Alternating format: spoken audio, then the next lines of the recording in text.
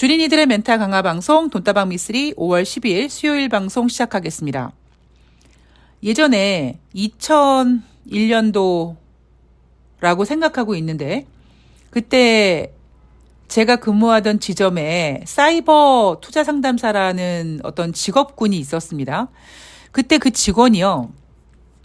출근 시간이 다른 직원들은 뭐 7시 이랬는데 그 사이버 투자 상담사는 프리랜서였기 때문에 출퇴근 시간이 자유로웠습니다. 근데 그 직원은 아침에 한 9시 정도에 출근을 해요.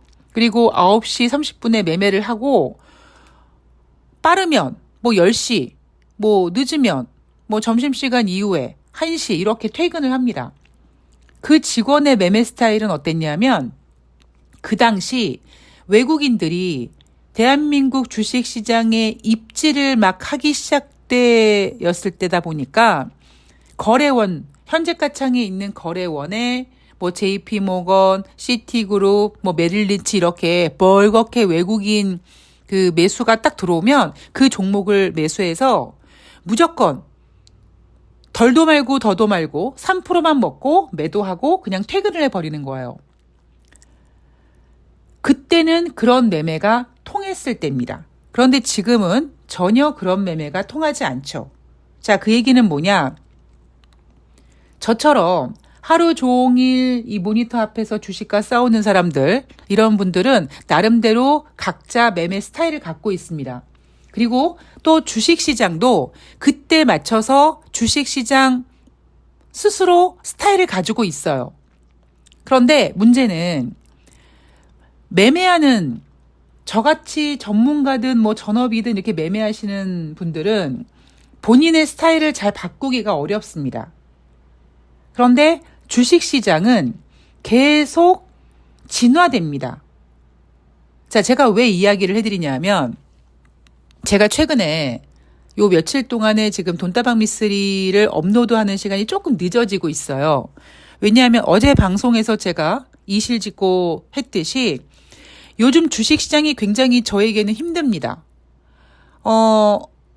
제가 표현으로는 뭐 호재와 악재가 줄다리기를 하고 있는데 호재는 힘을 못 쓰고 있고 악재는 힘을 쓰면 주식시장이 망가질까봐 지금 서로 힘을 못 쓰고 있는 상태다라고 표현을 해드렸는데요. 지수 같은 경우에는 뭐 당장 지금 오늘 5월 10일 11시가 막 넘어갔는데 코스피 지금 2,505포인트, 2,500포인트 지키고 있고요. 코스닥도 지금 1포인트 하락하고 있습니다. 뭐 빨간 색깔은 아니지만 하락하고는 있지만 뭐 그렇다고 크게 하락하고 있는 모습은 아니에요. 2,500선 지키고 있고요. 그리고 뭐 뉴욕 증시도 마찬가지입니다. 그런데 뭐라 그럴까요? 이런 분위기에는 일명 개별 종목을 핸들링하는 그 세력이라고 불리우는 걔네들도 힘을 쓰지 않아요. 어찌 보면 걔네들도 저와 똑같은 마음인 거죠. 아, 이거 도대체 어떻게 될지 상황 파악이 안 되니까 힘을 쓰지 못하고 있습니다.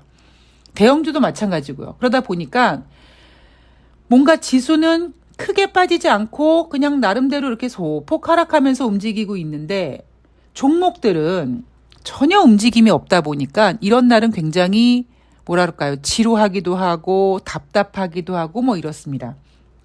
제가 왜 이런 이야기를 주저리 해드리냐면 제가 올해 여러분들께 굳이 올해 꼭 돈을 벌어야 된다. 내가 올해 무조건 주식을 해서 돈을 벌어야겠다. 그런 생각은 안 하셔도 되고 제 생각은 저는 죽을 때까지 제가 어느 정도 체력이 되고 정말 치매만 걸리지 않는다면 계속 이렇게 모니터 앞에 앉아서 집에서 매매할 수 있는 매매에서 꾸준하게 수익을 낼 수 있는 뭐 그런 기술을 가졌다고 생각하다 보니까 저는 주식시장을 굉장히 길게 보는 사람이거든요.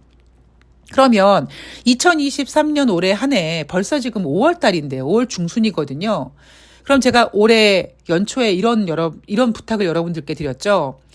뭐 올해 굳이 꼭 주식을 안 하셔도 된다. 그러나 대부분 주린이들이 주식시장이 안 좋을 때는 주식시장 쪽은 쳐다도 보지 않고 있다가 주식시장 한참 올라간 다음에 이제 언론에서 뭐 코스피가 고점을 찍었는데 더 가니 많이 이런 얘기 막 할 때 어느 모임에 나갔는데 다들 주식으로 막 돈 벌고 있다더라. 막 이런 얘기 들으면 머리를 긁적이면서 가면서 막 나도 주식을 좀 해볼까 해서 주식시장에 뛰어드는데 그 타이밍이 꼭지거든요.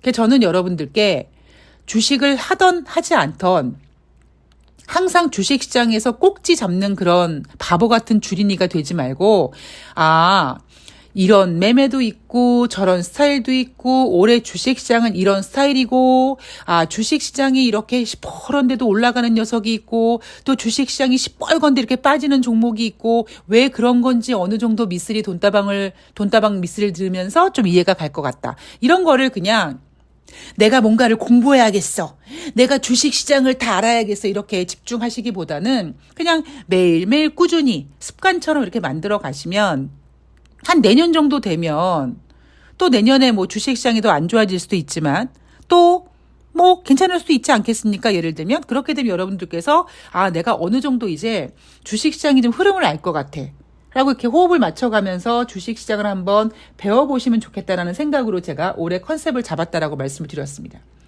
그래서 제가 솔직하게 여러분, 저는 지금 되게 주식시장이 힘듭니다. 까다롭다라는 표현보다 오히려 힘들다는 표현이 맞는 것처럼 제가 지금 걱정하고 있는 부분은 지금 힘이 강한 그 악재가 현재로서는 주식시장이 무너질까봐 힘을 안 주고 있는데 언제쯤 힘을 주게 될까? 힘을 준다면 어떤 재료를 가지고 힘을 주게 될까? 그랬을 때 그 힘을 줄까 말까 하고 고민하고 있는 사이에 힘이 없었던 호재에는 어떤 힘이 실릴까? 이런 것들을 고민하고 있습니다. 그러다 보니까 주식시장이 조금 힘들어요. 그러니까 여러분들은 이런 얘기 들으시면서 주식을 매매하면서 저런 고민을 하는구나 라는 거를 한번 그냥 들으시면 됩니다.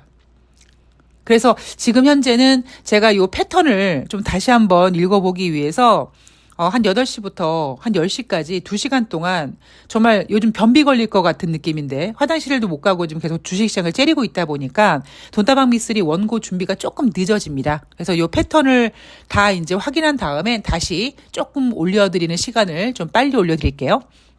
자, 5월 9일 화요일 뉴욕 증시 마감 현황을 점검해 볼 텐데요. 다우지수 0.17% 하락, S&P 500이 0.46%, 나스닥이 0.63% 하락했습니다. 뉴욕 증시가 하락했습니다만 그렇게 급락했다라는 표현을 쓰지 않아도 될 정도로 오히려 전문가들조차도 10일 CPI 발표 예정을 앞두고 정치권의 부채 한도 협상을 주시하면서 이날 뉴욕 증시는 소폭 하락했다라고 표현을 합니다. 주식시장 나름대로 경고한 것처럼 보이고 있어요. 제가 오늘 방송 제목을 작금의 증시에서 모질이 전문가들이 희망 회로를 돌리는 이유라고 달아드렸는데 오늘 거기에 대한 이야기를 좀 해드릴까 합니다.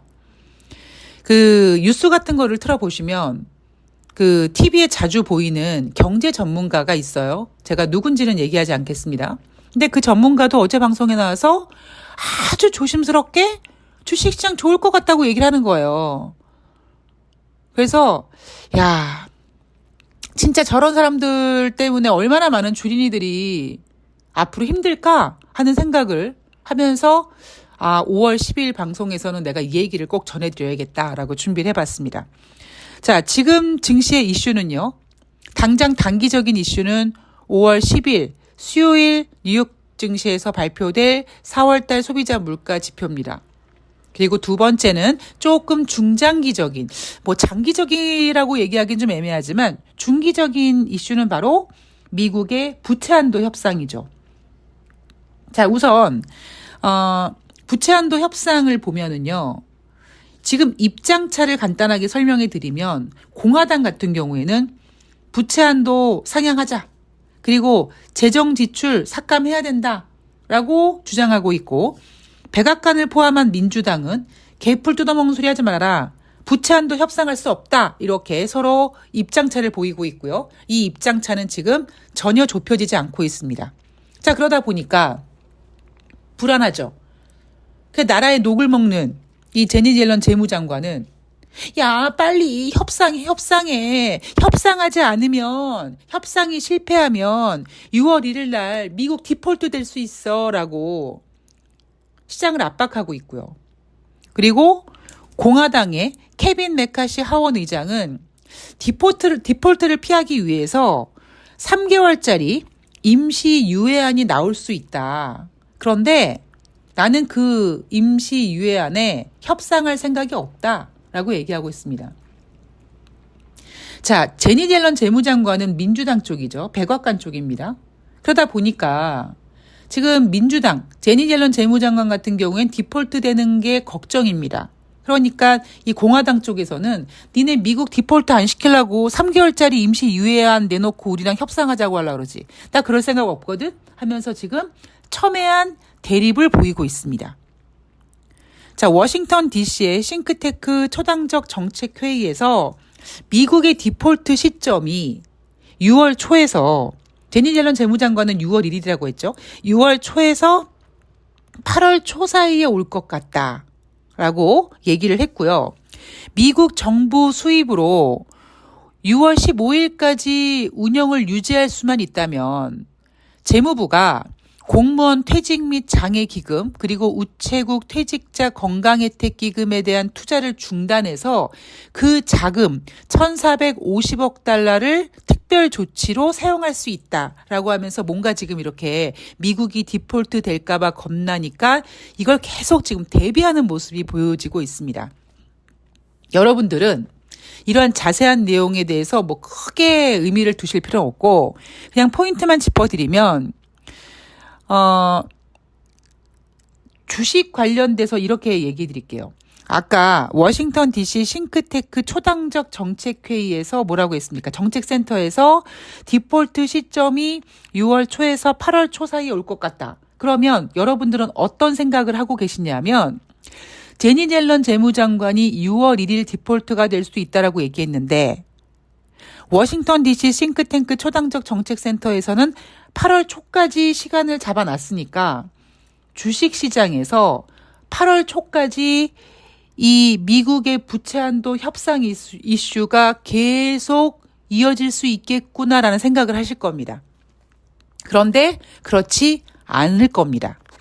왜냐하면 주식시장은 여러분 어떤 성격을 갖고 있습니까? 미래를 땡겼습니다. 이미 지금 뉴욕 증시는요. 이 디폴트 부채 한도 이슈 지금 다 지금 잡아먹고 있어요. 자, 냉정하게 이 TV에 나와서 앞으로 주식시장이 좋을 거라고 보는 그 전문가조차도 하는 얘기가 뭐냐면 미국이 디폴트 시키겠느냐. 그냥 지네들끼리 결국 미국에서 발행한 국채인데 그 국채 이자를 연방정부에서 내야 되는데 뭐 그 돈이 없고 결국 지네들끼리 계속 무슨 뭐 수건 돌리기처럼 돈 갖고 왔다 갔다 장난치는 건데 미국이 과연 디폴트를 시키겠느냐.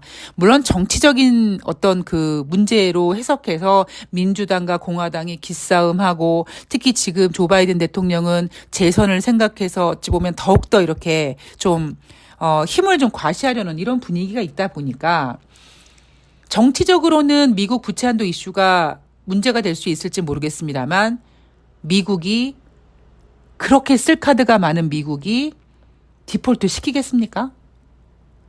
뭐 셧다운까지는 될 수 있을지 모르겠습니다만 셧다운 해놓고 또 지네들끼리 협상해요. 그게 미국이라는 나라입니다. 그래서 여러분들은 8월 달까지 이 문제가 지속될 수 있겠다. 그런 생각을 머릿속에서 지우십시오. 지금 주식시장은요. 부채 한도 협상에 관심 없어요. 제가 제 기억으로는 지금 3월 달인가 3월 중순 정도 됐을 때 여러분 언론에서 그 누구도 얘기하지 않은 미국 주식시장이 앞으로 가지고 놀 이슈는 바로 미국의 부채 한도 협상이다라고 미리 알려드렸잖아요. 제가 뉴욕 증시라고 생각하세요. 그러면 저는 지금 부채 한도 협상에 대해서 재미가 없어요. 다른 재미를 갖고 놀 겁니다. 그 재미가 호질지 악질지는 모르겠습니다만 일단 그 얘기를 계속 이어가 볼게요. 자, 뉴욕 연방은행 총재가 이런 얘기합니다. 우리가 금리 인상 맞췄다고 말하지 않았어. 우리가 언제 금리 인상 안 하겠다고 얘기한 적 있어? 이렇게 얘기합니다. 자, 이 부분도 제가 여러분들께 힌트를 드렸죠. 연방은행 총재들은 금리를 이제 더 이상 인상하지 않겠습니다. 이 얘기 못 합니다. 왜 못 하느냐? 그렇게 인정하면 시장에서 어떤 반응을 보이냐면 두 가지 반응을 보일 텐데, 첫 번째, 우와!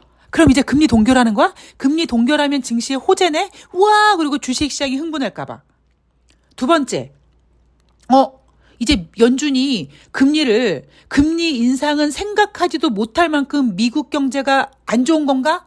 라는 의심이 생길까봐 연준은 금리 동결을 인정하지 않을 거라고 제가 앞에서 말씀드렸죠. 뉴욕 연방은행 총재가 그 얘기한 거예요. 우리가 언제 금리 인상 안 한다 그랬어? 금리 인상 멈춘다고 얘기한 적 있어? 이렇게 얘기하잖아요. 말은 이렇게 하지만 연준은 금리 인상을 할 수 있다 없다? 없다. 왜? 미국 경제가 지금 좋지 않거든요. 그런데 연준이 마이크에 대고 미국 경제가 지금 녹록치 않아서 연준이 금리 인상하기엔 무리가 있습니다. 이 얘기를 못 한다고요. 왜? 이 얘기를 하는 순간 줄다리기를 하고 있는 그 악재의 힘이 꽉 쥐어지면서 시장이 아작날 거거든요. 그렇기 때문에 연준은 계속 우리 언제든지 금리 인상할 수 있다. 이렇게 얘기하면서 거기에 대한 근거가 뭐냐면, 야, 우리가 그랬잖아. 인플레이션 목표 2%라고. 지금 5%인데 아직까지 한참 남았어. 우리 언제든지 여차하면 금리 인상할 수 있다라고 얘기는 하고 있지만 금리 인상 못 합니다. 그리고 또 하나, 앞에서 3월달, 5월달 미국이 꺼내든 25bp 금리 인상 카드는 굉장히 큰 실수였으며, 그 큰 실수는 이제 하반기에 이제 무조건 거기에 대한 대가를 치르게 될 것이다. 라는 것이 제 생각입니다.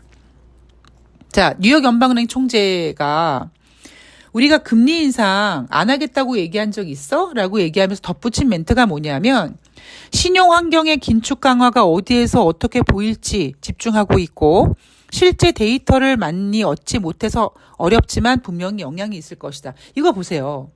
뉴욕 연방은행 총재조차도 우리가 언제 금리 동결한다고 얘기한 적 있어? 이렇게 얘기하는, 우리가 언제 금리 인상 안 한다고 얘기한 적 있어? 이런 연방은행 총재조차도 실제 데이터를 많이 얻지 못해서 어렵긴 하지만 분명 영향이 있을 것이라고 인정하는 거죠.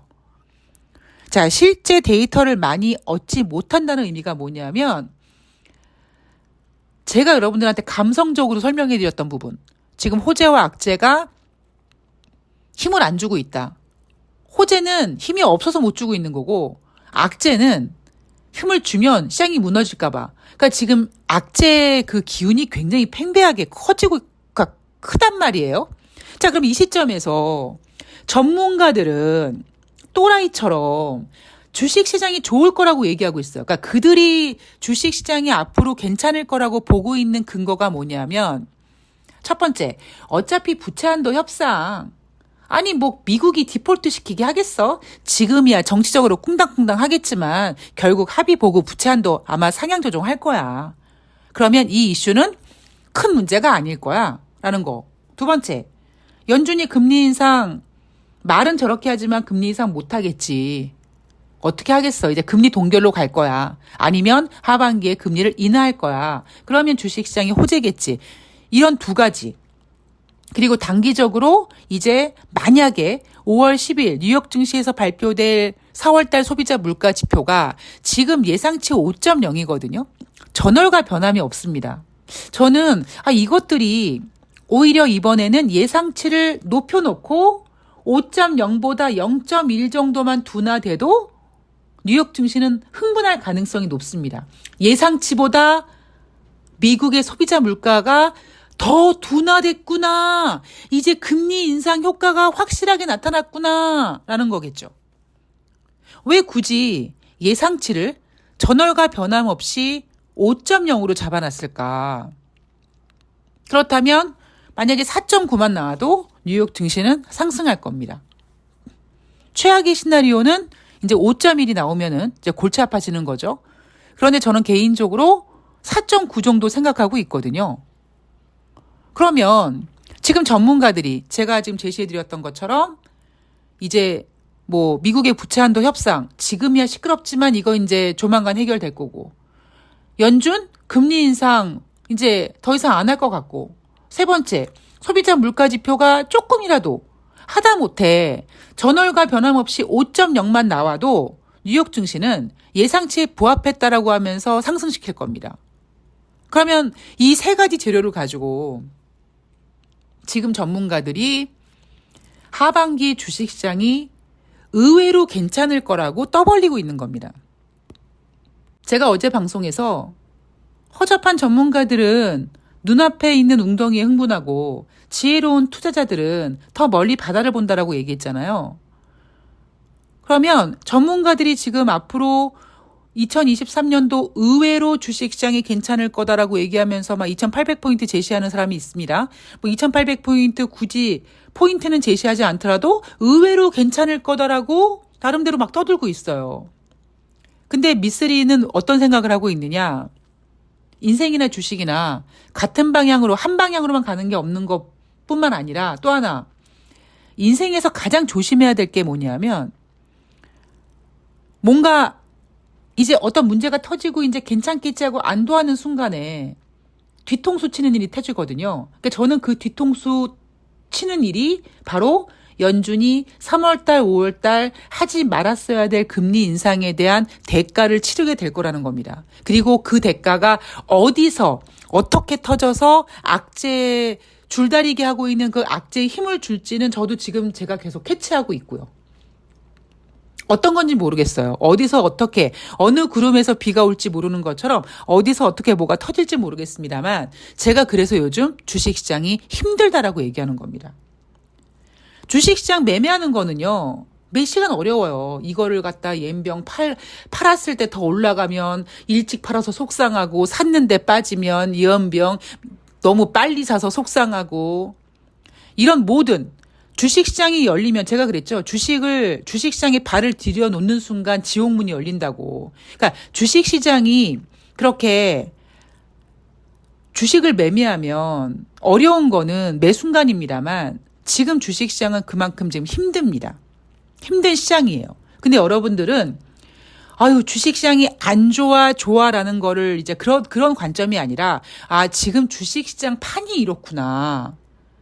이런 재료들을 가지고 전문가들은 이렇게 이것 때문에 좋다고 얘기하는구나. 그런데 다른 쪽으로 보는 미쓰리는 오히려 그런 부분을 좀 또 다른 쪽에서 이 부분 때문에 안 좋아질 거라고 보는구나.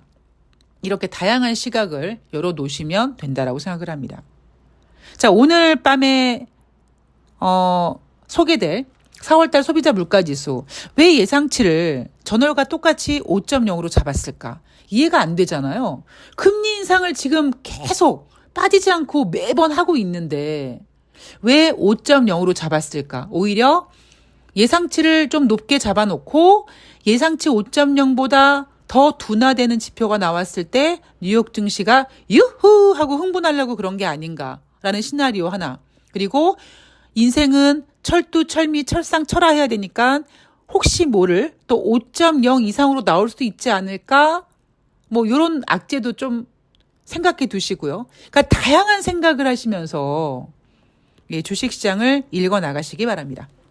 자, 오늘 돈다방 미쓰리는 여기까지고요. 저는 5월 11일 목요일 과연 소비자 물가지표가 어떻게 발표될지 뉴욕 증시가 그 소비자 물가지표를 어떻게 소화시킬지 정리해서 찾아뵙도록 하겠습니다. 더 재밌는 거 지난주에 그렇게 시끄러웠던 지역은행 문제 전혀 나오지 않고 있죠.